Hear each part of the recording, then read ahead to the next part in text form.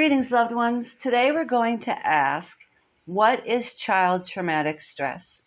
Child traumatic stress is when children and adolescents are exposed to traumatic events or traumatic situations, and when this exposure overwhelms their ability to cope.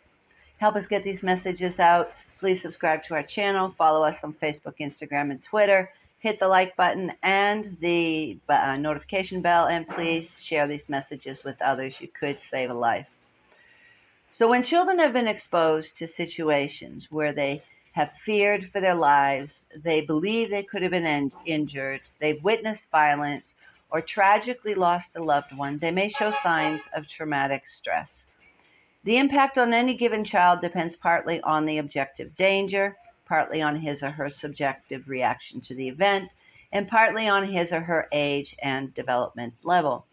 If your child is experiencing traumatic events, you might notice some of the following signs, such as difficulty sleeping and nightmares, refusing to go to school, lack of an appetite, bedwetting or other regressive behaviors, interference with developmental milestones, anger, getting into fights at school or fighting more with siblings, difficulty paying attention to teachers at school and to parents at home, avoidance of scary situations, withdrawal from friends or activities, nervousness or jumpiness, intrusive memories of what happened, and play that includes recreating the event.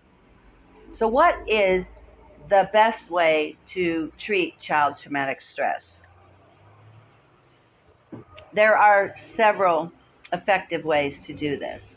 Many treatments for traumatic stress include cognitive behavioral principles such as education about the impact of the trauma, helping children and their parents establish or reestablish a sense of safety, techniques for dealing with overwhelming emotions or reactions, an opportunity to talk about the traumatic experience in a safe and accepting environment, and involvement, when possible, of primary caregivers in the healing process.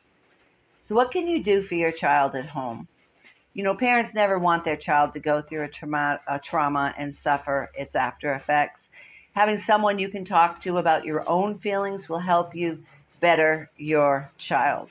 So follow these steps to help your child at home. First of all, learn about the common reactions that children have to traumatic events. Consult a qualified mental health professional if your child's distress continues for several weeks, and ask your child's school for an appropriate referral. Assure your child of his or her safety at home and at school, and talk with them about what you've done to make them safe at home and what the school is doing to keep students safe there. You can reassure your child that they are not responsible for what happened. And, children may blame themselves for events, even those completely out of their control. Another thing you can do is you can allow your child to express their fears and fantasies verbally or through play. That is a normal part of the recovery process. You can maintain regular home and school routines to support the process of recovery, but make sure your child continues going to school and stays in school. And be patient. There is no correct timetable for healing. Some children will recover quickly. Other children recover more slowly. So try not to push them to just get over it, and let them know that they should not feel guilty or bad about any of their feelings. So how can you make sure that your child receives help at school? If your child is staying home from school depressed, angry, acting out in class, having difficulty concentrating, not completing their homework, they're failing tests, there are several ways to get help at school. So you can talk with your child's school counselor, social worker, or psychologist, and usually these professionals understand child traumatic stress and should be able to assist you to get help. Ask your school about available services. In some schools, they have special education where Individuals with Disability Act, that's IDEA, which in some schools includes trauma services, and Section 504, which protects people from discrimination based on disabilities and may include provisions for services that will help your child in the classroom. Check with your school's psychologist, school counselor, principal, or special education director for information about whether your child might be eligible for help with trauma under IDEA. The good news is that there are services that can help your child get better. Knowing who to ask and where to look is the first step. Micah 6:8 says, He has showed you, O man, what is good. And what does the Lord require of you? But to do justice, love mercy, and walk humbly with your God. You are called. We are all called to be champions for justice. There is a way out. It is not your fault.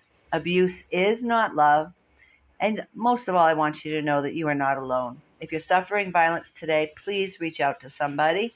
If you find yourself in a dangerous situation, call 911 for help. If you know of a child or another person who's suffering violence, tell the authorities.